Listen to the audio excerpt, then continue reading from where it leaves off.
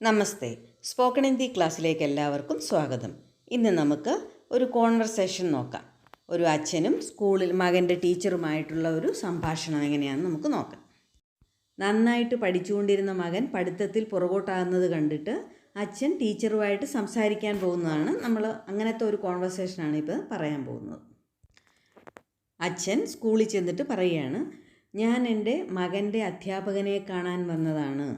ആദ്യം നമ്മൾ സാറിനെ കാണുമ്പം നമസ്തേ സർ, മേ അപ്പനെ ബേട്ടേക്ക് എന്ന് പറഞ്ഞാൽ ഞാൻ എൻ്റെ മകൻ്റെ അധ്യാപകനെ മിൽനെ ആയാ ഹൂം കാണാൻ വന്നതാണ്. മിൽനെ ആയ എന്ന് പറഞ്ഞാൽ കാണാൻ വന്നതാണ്. നമസ്തേ സർ, മേ അപ്പനെ ബേട്ടേക്ക് അധ്യാപക് മിൽനെ ആയാ ഹൂം. ഞാൻ എൻ്റെ മകൻ്റെ അധ്യാപകനെ കാണാൻ വന്നതാണ്. മേരെ ബേട്ടേക്ക് എന്നും പറയാം, അല്ലെ അപ്നെ ബേട്ടേക്ക് അധ്യാപക് മിൽനെ ആയാ ഹൂം, കാണാൻ വന്നതാണ്. അപ്പം ആ സാറ് ചോദിക്കുകയാണ്, താങ്കളുടെ മകൻ ഏത് ക്ലാസ്സിലാണ് പഠിക്കുന്നത്? താങ്കളുടെ മകൻ ആപ്കാ ബേട്ട ഏത് ക്ലാസ്സിലാണ്? കോൻസി ക്ലാസ്മേ, ഏത് ക്ലാസ്സിലാണെന്നുള്ളതിന് കോൻസി ക്ലാസ്മേ പഠിക്കുന്നത്. പഠ്താ ഹേ, ആപ്കാ ബേട്ട കോൻസി ക്ലാസ്മേ പഠ്താ ഹേ.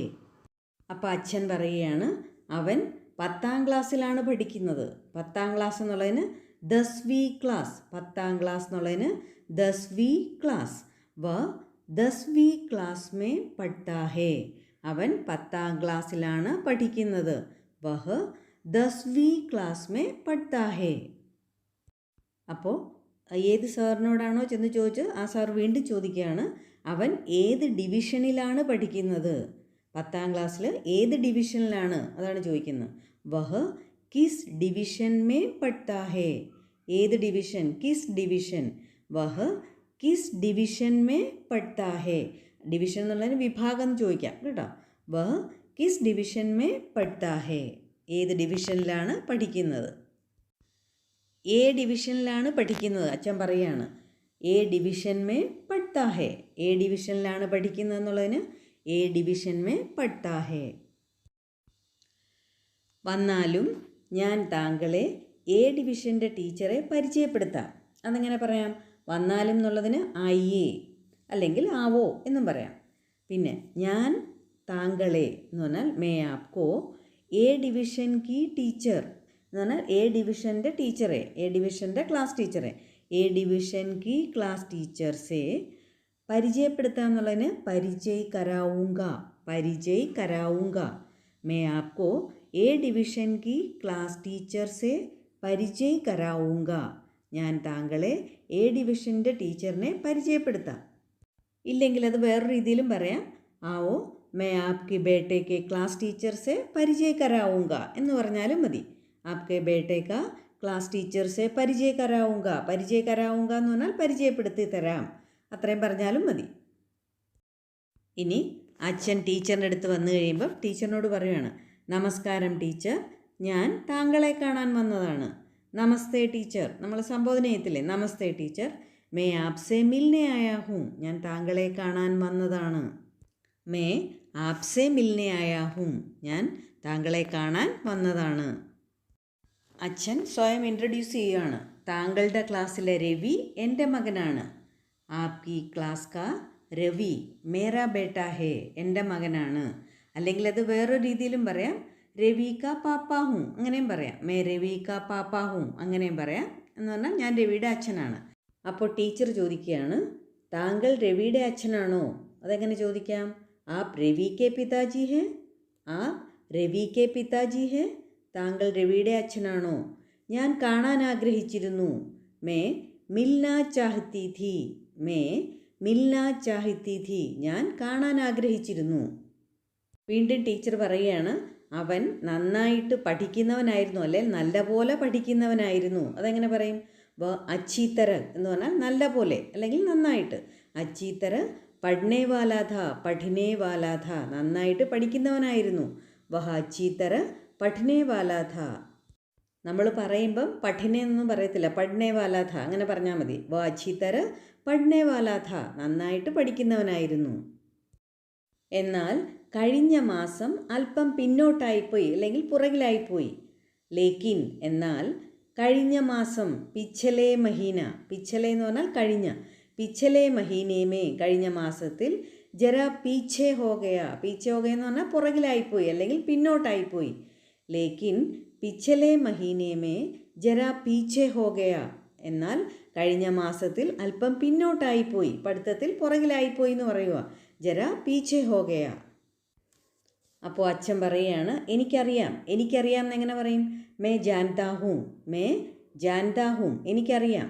അതേക്കുറിച്ച് പറയാനാണ് ഞാൻ വന്നത്.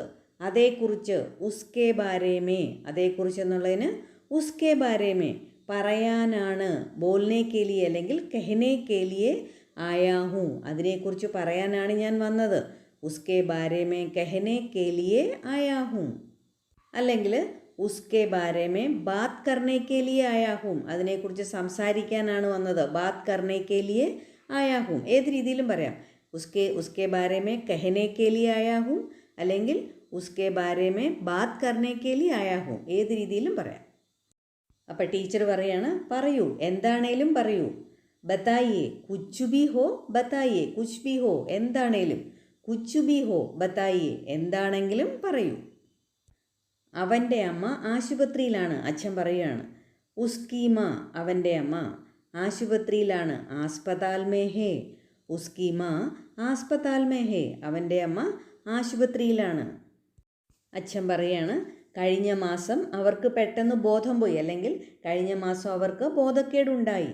പിछले മഹീനെ വേ അച്ചാനക്, പെട്ടെന്ന്, അച്ചാനക് സെ ബേഹോഷ് ഹോ ഗയേ, പെട്ടെന്ന് അവർ ബോധം കെട്ട് വീണു അല്ലെങ്കിൽ ബോധക്കേടുണ്ടായി. പിछले മഹീനെ വേ അച്ചാനക് സെ ബേഹോഷ് ഹോ ഗയേ, പെട്ടെന്ന് അവർ ബോധം കെട്ട് വീണു. ഇതുകൊണ്ട് രവിയുടെ മനസ്സിന് ആഘാതമേറ്റിരിക്കും.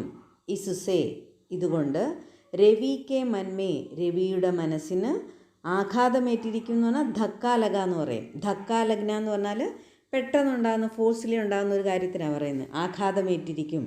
ഇസ്സേ രവിക്കെ മന്മേ ഏക് ധക്കാ ലഗാ ഹോഗാ, ഇസുസേ രവിക്കെ മന്മേ ഏക് ധക്കാ ലഗാ ഹോഗാ. ധക്കാ ലഗ്ന എന്ന് പറഞ്ഞാൽ ഷോക്കാവുക, അതുപോലുള്ള സംഭവത്തിനാണ് ധക്ക എന്ന് പറയുന്നത്. ആ സംഭവത്തിന് ശേഷം അവൻ പഠിപ്പിൽ ശ്രദ്ധിക്കുന്നില്ല. ആ സംഭവം എന്നുള്ളതിന് ഉസ് ഘട്ന, ഘട്ന എന്ന് പറഞ്ഞാൽ സംഭവം.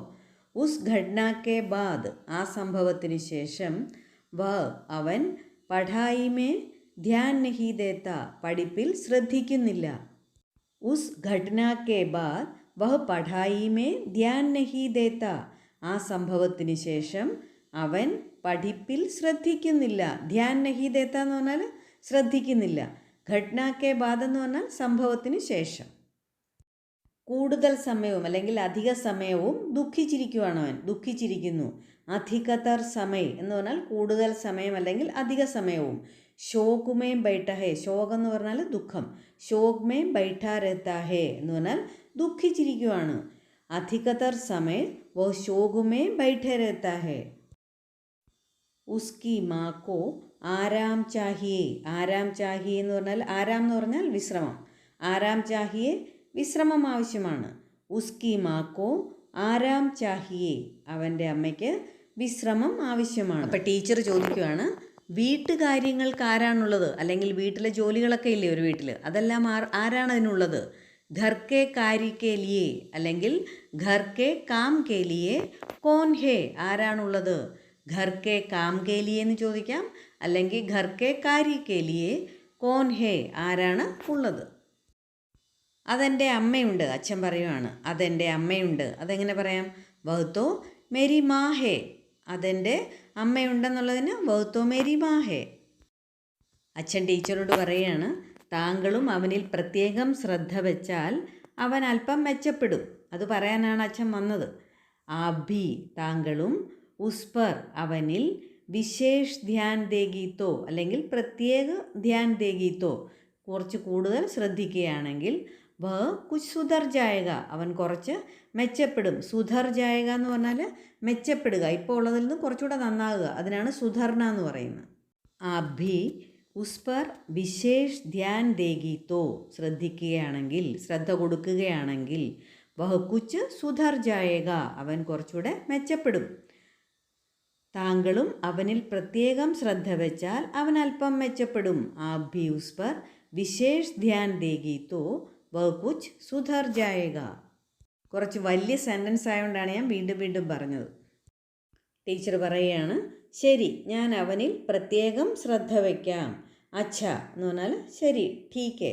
മേ ഉസ് പർ വിശേഷ് ധ്യാൻ രഖൂഗി, അവനിൽ പ്രത്യേകം ശ്രദ്ധ വയ്ക്കാം. വിശേഷ് ധ്യാൻ രഖൂഗി, അവനിൽ ഞാൻ പ്രത്യേകം ശ്രദ്ധിക്കാം അല്ലെങ്കിൽ പ്രത്യേകം ശ്രദ്ധ വയ്ക്കാം. അപ്പോൾ അച്ഛൻ ടീച്ചറിനോട് പറയാണ്, നന്ദി ടീച്ചർ, താങ്ക് യു അങ്ങനെ പറയുക. ധന്യവാദ്, ധന്യവാദ് ടീച്ചർ. തോമേ ജാവൂ എന്ന് പറഞ്ഞാൽ അപ്പോൾ ഞാൻ പോകട്ടെ എന്ന് പെർമിഷൻ ചോദിക്കുക. തോമേ ജാവൂ, അപ്പോൾ ഞാൻ പോകട്ടെ. ധന്യവാദ് ടീച്ചർ, തോമേ ജാവൂ, അപ്പോൾ ഞാൻ പോകട്ടെ. ഇന്നത്തെ ഈ കോൺവെർസേഷൻ എല്ലാവർക്കും പ്രയോജനപ്പെടുമെന്ന് വിചാരിക്കുന്നു. വീണ്ടും വീണ്ടും കേട്ട് നന്നായിട്ട് പ്രാക്ടീസ് ചെയ്യുക. അതുപോലെ എപ്പോഴും പറയുന്നത് പോലെ ഹിന്ദി പഠിക്കാൻ താല്പര്യമുള്ളവർക്ക് അല്ലെങ്കിൽ സംസാരിക്കാൻ താല്പര്യമുള്ളവർക്ക് ഷെയർ ചെയ്ത് കൊടുക്കണം. നിങ്ങളുടെ വിലയേറിയ അഭിപ്രായങ്ങൾ രേഖപ്പെടുത്തണം. അതുപോലെ ലൈക്കും ചെയ്യണം. പുതിയതായിട്ട് കാണുന്നവരാണെങ്കിൽ സബ്സ്ക്രൈബ് ചെയ്യണം. അടുത്ത വീഡിയോയുമായിട്ട് വേഗം തന്നെ വരുന്നതായിരിക്കും. താങ്ക്